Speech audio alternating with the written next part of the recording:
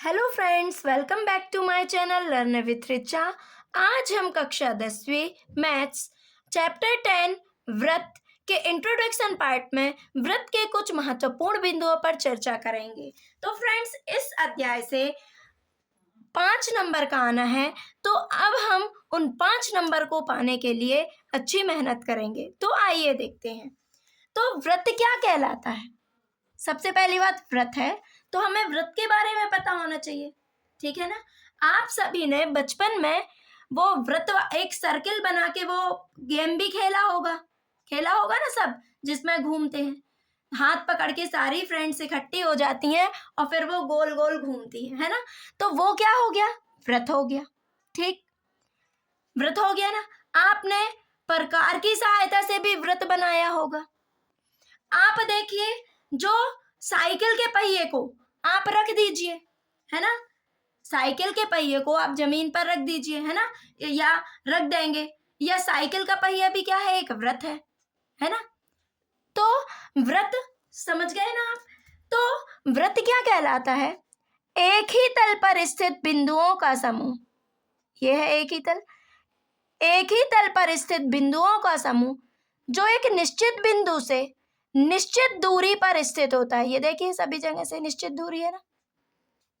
तो एक ही तल पर स्थित बिंदुओं का समूह जो एक निश्चित बिंदु से निश्चित दूरी पर स्थित होता है, उसे क्या कहते हैं? व्रत कहते हैं। यह है व्रत। ये जो निश्चित बिंदु होगा, ये बिंदु स्थित है, ये निश्चित बिंदु से एक निश्चित दूरी पर स्थित है ना सभी ये।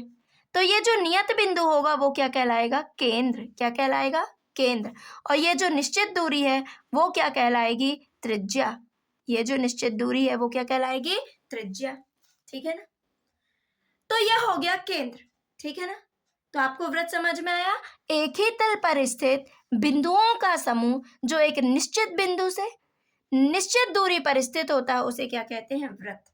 ठीक, आप देख लीजिए, चूड़ी, ये भी क्या है? एक व्रत का उदाहरण है। बिंदी, वो भी, उसकी आकृति कैसी है? वृत्ताकार आकृति है, ठीक है ना। तो आप समझ गए होंगे कि अब व्रत क्या है, ठीक है ना। त्रिज्या क्या कहलाती है? व्रत के केंद्र से परिधि तक की दूरी क्या कहलाती है? त्रिज्या कहलाती है, ठीक है ना। तो त्रिज्या क्या कहलाती है? व्रत के केंद्र से परिधि की दूरी, परिधि तक की दूरी क्या कहलाती है? त्रिज्या, है ना। अब परिधि क्या है? ये क्या कहलाएगी? परिधि।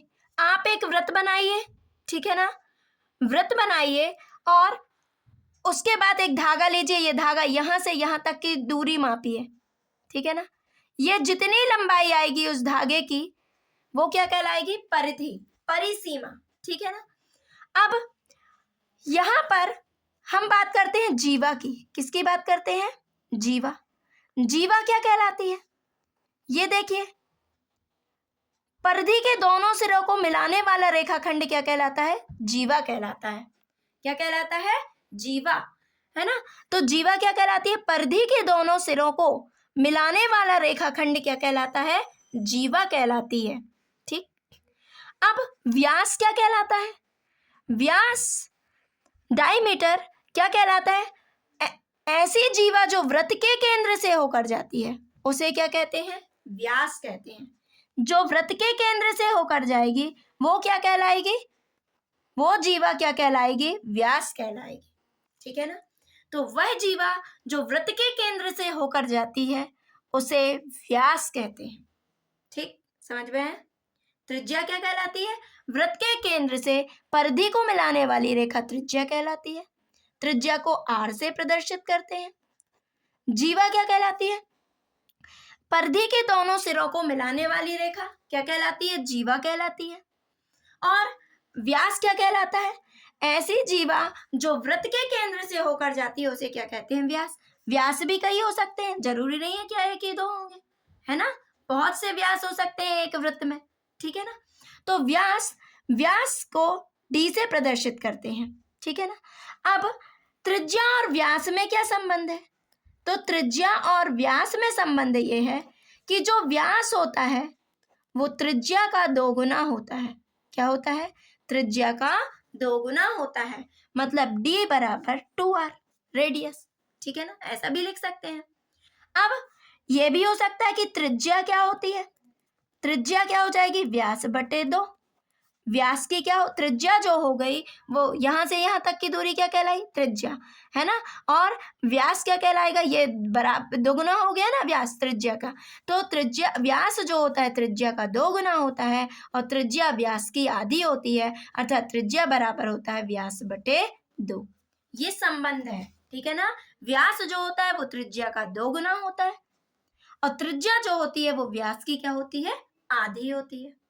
समझ में आया, क्लियर है आपको। अब हम ये देखते हैं कि आगे हम ये,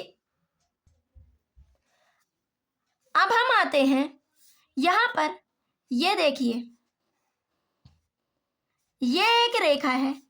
क्या ये रेखा वृत्त को किसी बिंदु पर स्पर्श कर रही है, नहीं कर रही है। प्रतिच्छेद कर रही है, नहीं कर रही है। तो जब रेखा वृत्त को किसी भी बिंदु पर प्रतिच्छेद नहीं करती है तो उसे अप्रतिच्छेदी रेखा कहते हैं। क्या कहते हैं, अप्रतिच्छेदी रेखा। ऐसी रेखा जो वृत्त को किसी भी बिंदु पर क्या नहीं करती, स्पर्श नहीं करती या प्रतिच्छेद नहीं करती है, उसे क्या कहते हैं, अप्रतिच्छेदी रेखा। अब हम बात करते हैं प्रतिच्छेदी रेखा की। किसकी बात करते हैं, प्रतिच्छेदी रेखा की। प्रतिच्छेदी रेखा, ये देखिए ये है वृत्त, ये कर रही है। ऐसी रेखा जो वृत्त को दो बिंदुओं पर क्या करती है, प्रतिच्छेद करती है, काटती है ना। ऐसी रेखा जो वृत्त को दो बिंदुओं पर काटती है उसे क्या कहते हैं, प्रतिच्छेदी रेखा। क्या कहते हैं, प्रतिच्छेदी रेखा।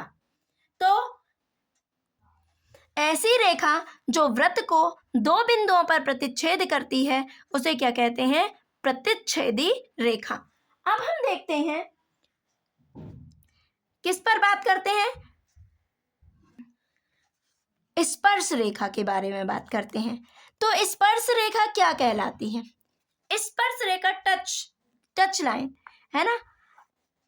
तो ऐसी रेखा जो वृत्त को केवल एक बिंदु पर क्या करती है, स्पर्श करती है, या ऐसी रेखा जो वृत्त को केवल एक बिंदु पर क्या करती है, स्पर्श करती है, या जो जिसमें केवल एक ही उभयनिष्ठ बिंदु होता है ना, वो क्या कहलाएगी, स्पर्श रेखा। वह क्या कहलाएगी, स्पर्श रेखा।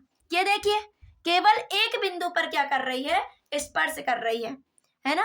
तो स्पर्श रेखा वह रेखा होती है जो वृत्त को केवल एक बिंदु पर स्पर्श करती है, उसे क्या कहते हैं, स्पर्श रेखा कहते हैं। या ऐसी रेखा जो वृत्त को केवल एक बिंदु पर प्रतिच्छेद करती है उसे क्या कहते हैं, स्पर्श रेखा कहते हैं। या ऐसी रेखा जिसमें केवल एक उभयनिष्ठ बिंदु होता है, ये क्या है, ए, उसे क्या कहेंगे, ऐसी रेखा जो वृत्त को केवल, जिसमें केवल एक ही उभयनिष्ठ बिंदु होता है उसे क्या कहते हैं, स्पर्श रेखा कहते हैं। अब देखिए आपने देखा होगा जैसे एक साइकिल का पहिया है, ठीक है ना, हम उस पर, यह है साइकिल का पहिया, ठीक, जैसे हम एक तार लें उसमें करेंगे कुछ इस तरह से, क्या करेंगे, लकड़ी, एक तार लेके करेंगे तो वो क्या करेगी, वृत्त को एक बिंदु पर स्पर्श करेगी, है ना। ऐसी हमें क्या होंगी, बहुत सारी स्पर्श रेखाएं प्राप्त होंगी। तो एक वृत्त पर कितनी स्पर्श रेखाएं हो सकती हैं, एक वृत्त पर बहुत सारी स्पर्श रेखाएं हो सकती हैं। जैसे जब क्या होता है, बैलगाड़ी या साइकिल का पहिया चलता है ना, चलता है तो वो क्या करता है, ये इस तरह से ये पृथ्वी को छूता है, ये क्या कहलाएगी, स्पर्श रेखा कहलाएगी, स्पर्श रेखा बनेगी ना। तो एक वृत्त की कितनी स्पर्श रेखाएं, ये देखिए एक वृत्त पर बहुत सारी स्पर्श रेखाएं हो सकती हैं। ये तो एक वृत्त पर कितनी स्पर्श रेखाएं हो सकती हैं, एक वृत्त पर अनंत स्पर्श रेखाएं हो सकती है ना। एक वृत्त पर कितनी स्पर्श रेखाएं हो सकती हैं, अनंत स्पर्श रेखाएं हो सकती हैं, ठीक। अब बात आती है वृत्त के किसी बिंदु पर, वृत्त के किसी बिंदु पर, कोई भी बिंदु ले लो, कोई एक बिंदु, तो वृत्त के किसी यानी एक बिंदु पर, तो वृत्त के किसी बिंदु पर, तो वृत्त के किसी बिंदु पर, वृत्त के किसी बिंदु पर कितनी स्पर्श रेखाएं हो सकती हैं? एक। तो वृत्त के किसी बिंदु पर किसी यानी एक किसी बिंदु पर एक स्पर्श रेखा खींची जा सकती है। कितनी स्पर्श रेखा? एक स्पर्श रेखा खींची जा सकती है। अब देखिए वृत्त के, यह है वृत्त के बाहर स्थित किसी बिंदु से कितनी स्पर्श रेखाएं खींची जा सकती हैं? तो वृत्त के बाहर स्थित किसी बिंदु यानी एक बिंदु से, वृत्त के बाहर कोई एक बिंदु है तो कितनी स्पर्श रेखाएं खींची जाएंगी? 2 स्पर्श रेखाएं। कितनी स्पर्श रेखाएं? 2 स्पर्श रेखाएं। ठीक है ना। तो एक वृत्त पर अनंत स्पर्श रेखाएं हो सकती हैं। वृत्त के किसी बिंदु पर एक स्पर्श रेखा खींची जाएगी और वृत्त के बाहर स्थित किसी बिंदु से कितनी स्पर्श रेखाएं खींची जा सकती हैं? 2 स्पर्श रेखाएं खींची जा सकती हैं। अब हम बात करते हैं त्रिज्यखंड और वृत्तखंड की। तो त्रिज्यखंड और वृत्तखंड के बारे में जानेंगे। त्रिज्यखंड क्या कहलाता है? तो त्रिज्यखंड क्या होता है? यह है वृत्त, ठीक है ना। ये हो गई वृत्त की 2 त्रिज्याएं। ये क्या हो गया? चाप क्या कहलाता है? वृत्त का एक भाग। चाप क्या होता है? वृत्त का एक भाग, ठीक है ना। ये बन गया कोण। तो वृत्त की 2 त्रिज्याओं व चाप के बीच का क्षेत्र, ये क्या कहलाएगा? त्रिज्यखंड। क्या कहलाएगा? त्रिज्यखंड, है ना। जो वृत्त की 2 त्रिज्याओं व चाप यानी वृत्त का एक भाग, हम ऐसे खींचते हैं ना ये प्रकार से, तो वृत्त का एक भाग क्या कहलाता है? चाप कहलाता है। तो वृत्त की 2 त्रिज्याओं व चाप के बीच का क्षेत्र क्या कहलाता है? त्रिज्यखंड कहलाता है। यह हो गया छोटा वाला, आप ये इतने को ले लीजिए यहां से यहां तक का, तो ये बड़ा त्रिज्यखंड हो गया, ठीक है ना। यह हो गया त्रिज्यखंड। ठीक। अब हम आते हैं वृत्तखंड में। वृत्तखंड क्या कहलाता है? तो वृत्तखंड क्या कहलाता है? वृत्तखंड की बात करते हैं तो वृत्तखंड क्या होता है? यह वृत्त, ये क्या कहलाएगी? जीवा। क्या कहलाएगी? जीवा। और ये क्या कहलाएगा? चाप। वृत्त की जीवा व चाप के बीच का क्षेत्र, ये क्या कहलाएगा? वृत्तखंड। क्या कहलाएगा? वृत्तखंड। अब यदि हम कहें क्या ये नहीं है, तो ये भी जीवा और चाप के बीच का क्षेत्र, ये भी क्या कहलाएगा? वृत्तखंड। ये क्या कहलाएगा? लघु वृत्तखंड। और ये क्या कहलाएगा? दीर्घ वृत्तखंड। क्या कहलाएगा? दीर्घ वृत्तखंड, ठीक है ना।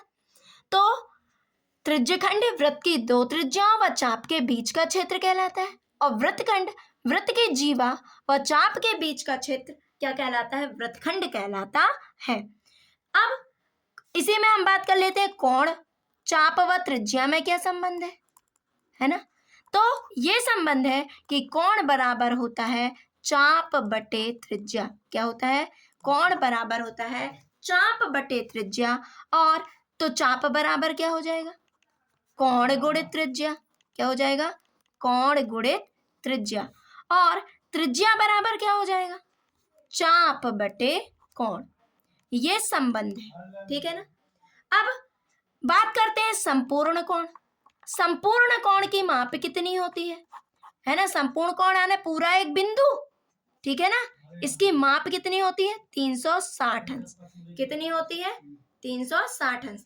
तो संपूर्ण कोण की माप कितनी होती है? 360 अंश। हम अगले पार्ट में जब हम वृत्त से संबंधित क्षेत्रफल के बारे में पढ़ेंगे तो हम त्रिज्यखंड का क्षेत्रफल और त्रिज्यखंड के संगत चाप की लंबाई निकालने वाले फॉर्मूले के बारे में अध्ययन करेंगे नेक्स्ट पार्ट में। Thank you for watching.